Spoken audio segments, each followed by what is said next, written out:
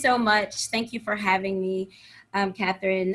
I wanted to do this topic because in my work with kids, in the work with teenagers and young college students that I do, a lot of what I do, I get a lot, in a lot of what I do, I get a lot of the secrets that young people have. They get more comfortable with me than they do with their parents sometimes. And so as I thought about what type of topic I'd want to share with the community today, I thought about what is it that we all need to know? What is it that parents need to know?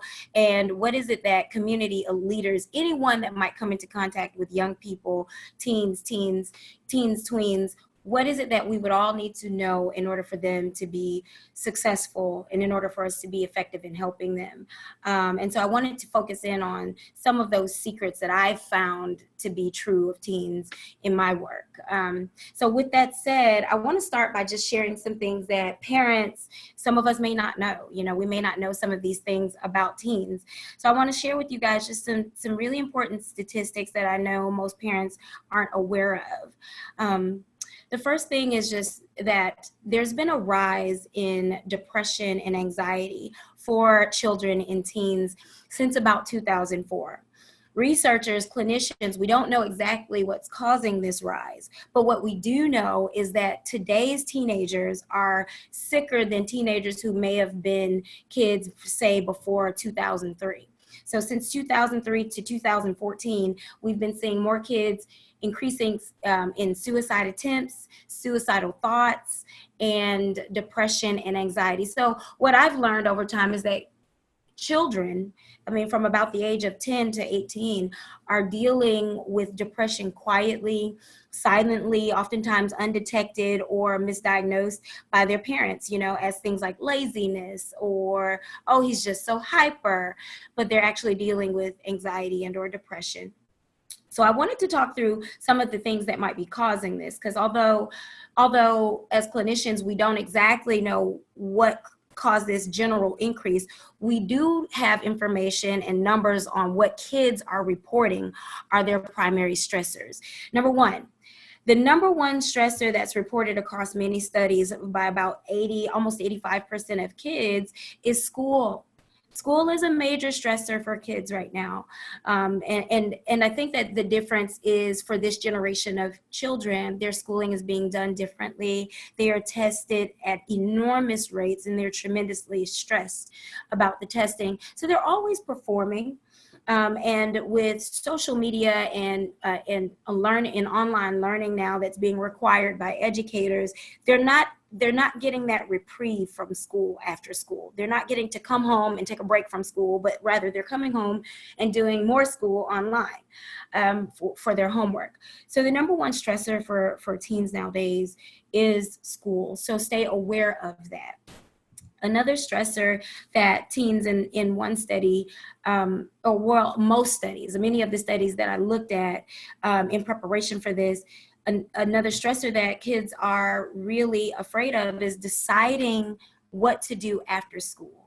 So the thing that we need to know is that what you do after high school was very cookie cutter for previous generations. We knew that you would either go on to the military, to the workforce, or to college after school, and it was clear that that would be what's expected. Today's children and teens don't have such a cookie cutter approach, where we're finding that college educated individuals are making less. Individuals are starting more business. As parents learn how to navigate this new workforce ourselves, we don't know how to help the kids navigate. So what they're going to do after school isn't as easily identified by them, and it's a major stressor for kids. It's something that children are thinking about, and there are far more options for them, you know, making it more confusing for them to make decisions about that. So that's a major stressor for young people as well.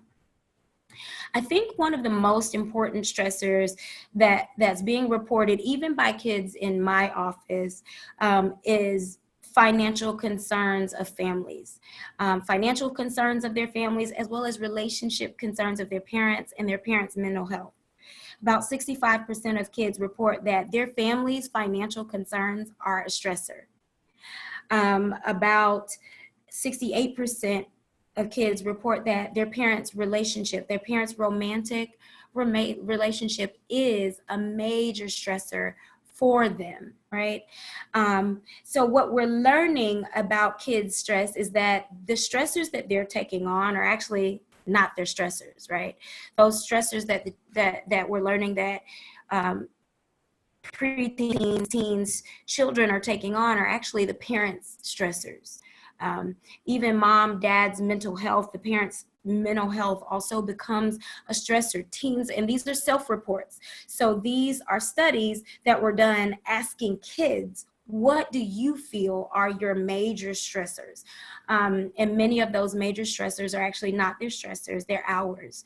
So parents today, what we're learning are not doing a good job of protecting young people from our own stressors. We're bleeding, or what I like to call bleeding on the kids. Parents are bleeding on the kids. Our stressors are becoming their stressors. Also, lastly, younger siblings is another stressor for kids, and whether that younger sibling may have a developmental disability or may have something going on in their life, or maybe mom and dad are just busy. And so because of that, they hold more responsibility for younger siblings. Our teens now are more stressed about siblings as well. So these are major, major stressors.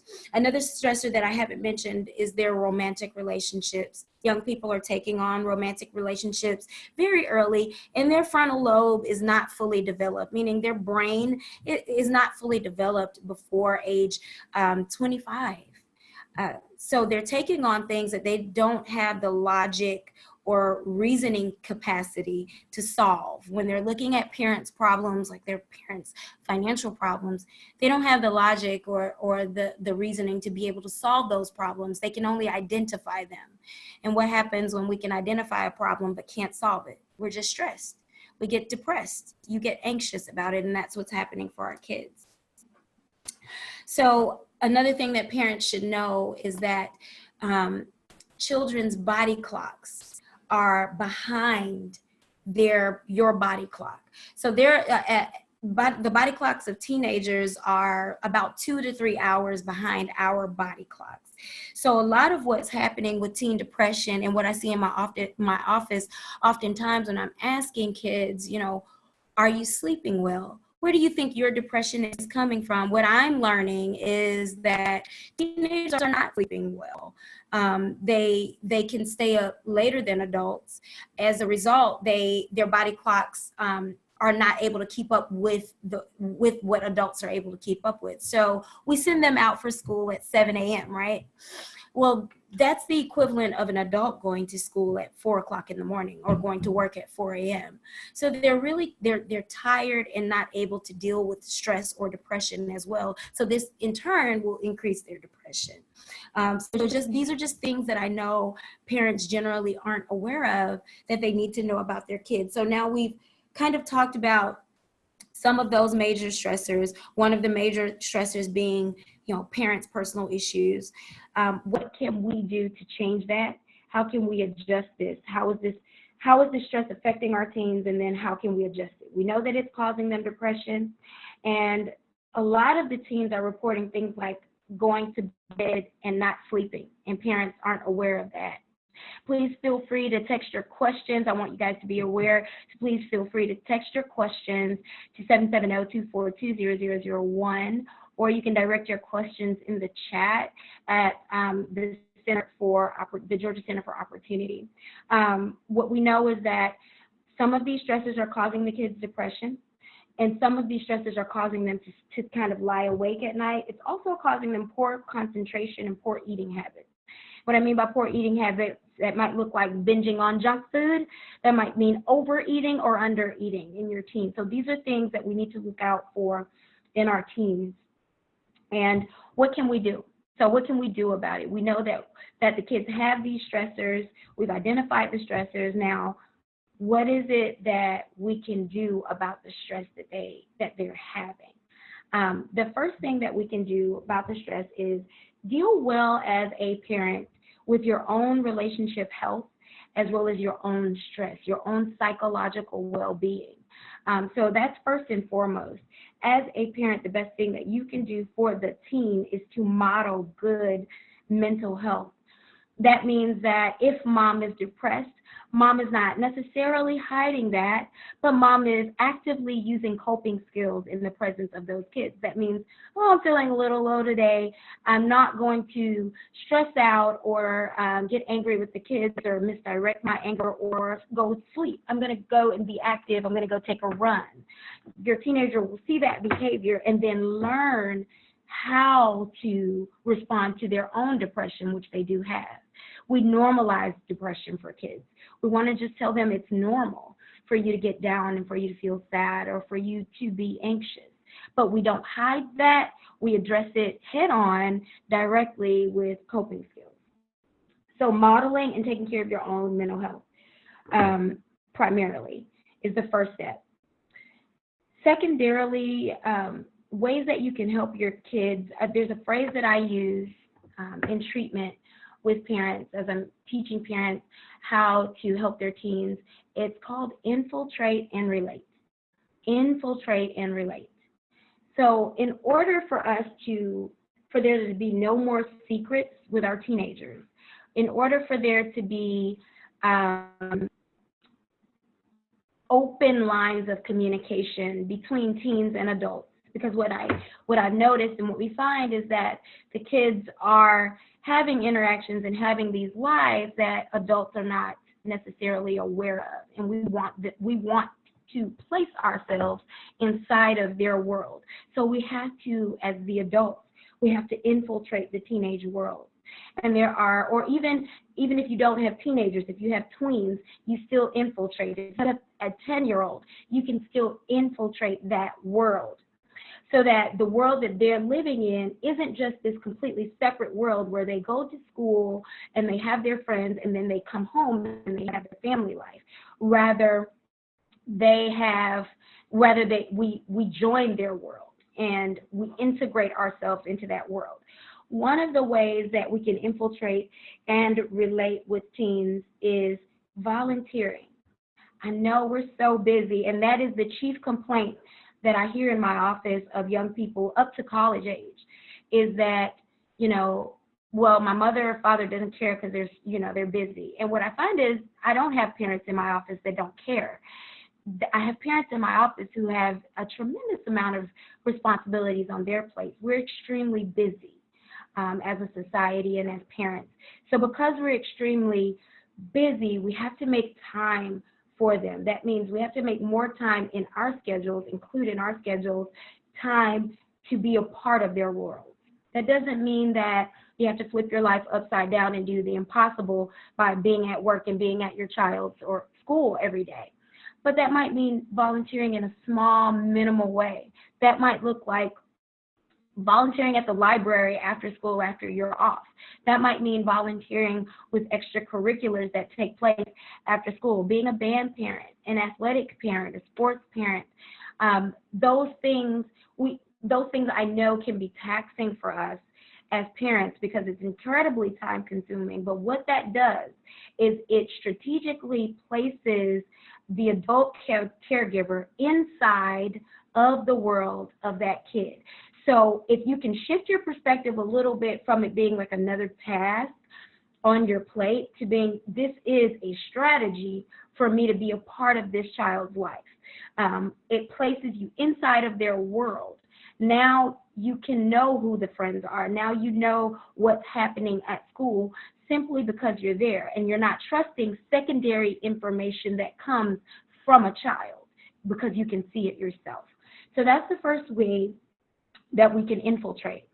Another way that we infiltrate is join the things that they're joining. I noticed that there's a huge amount of kids playing games like Fortnite, Minecraft, things like that, especially for boys in particular.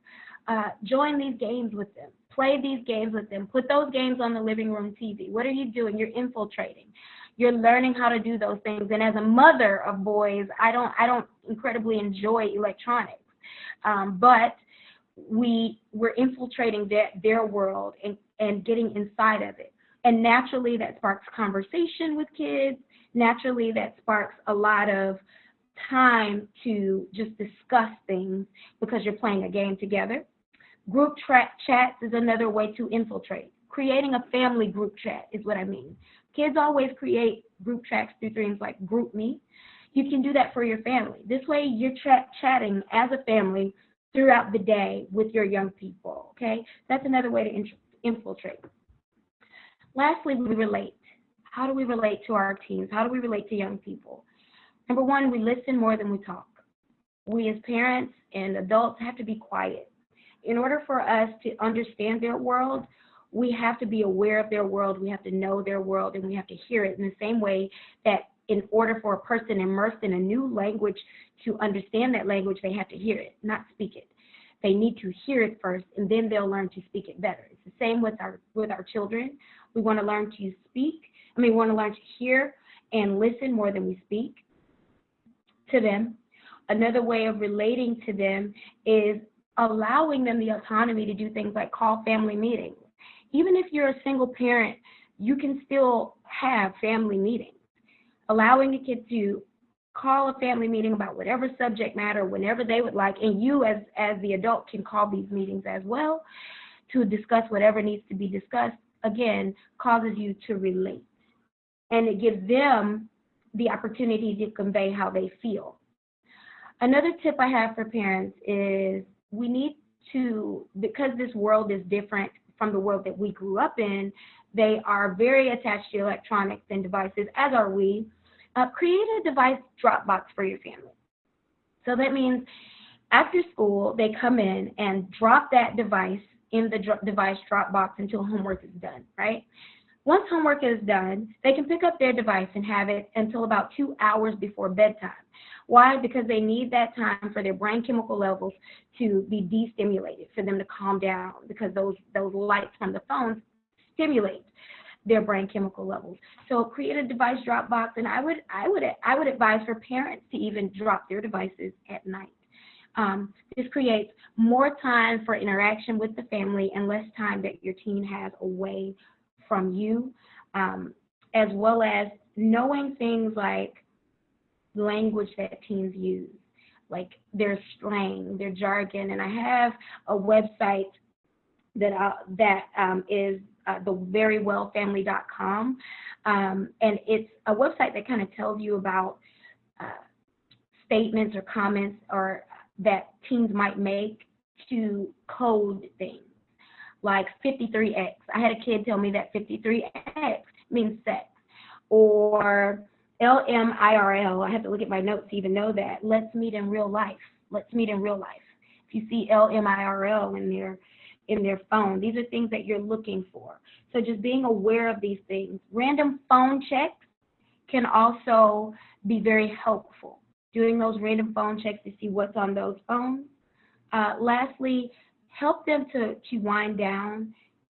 They don't naturally wind down on their own. So things like the Calm app.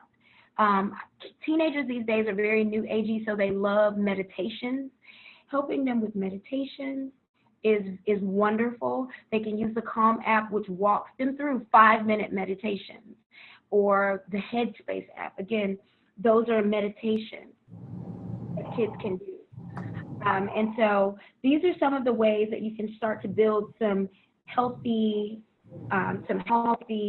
good mental health in your kids, in your teens, empowering them to have a voice through family meetings, getting those devices during appropriate times, having that Dropbox, making certain that you're aware of what's happening in their world, what their terms mean, and what you're looking for in a phone, as well as doing things like chatting with them in group chats, volunteering at their schools.